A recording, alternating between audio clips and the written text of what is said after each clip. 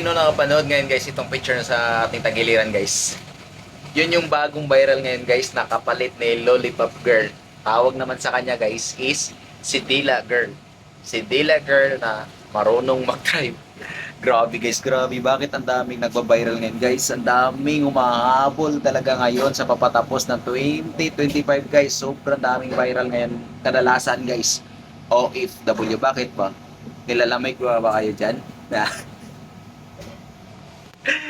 Sobrang dami kasi viral tapos parang mga nilalamig na yata yung mga kababayan natin dyan guys, no? Kasi mga OFW kadalasan talaga nagba-viral ngayon eh, no?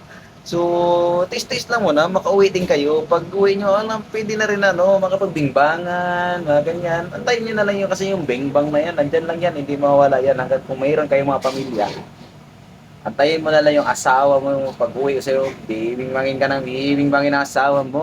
Yan lang guys.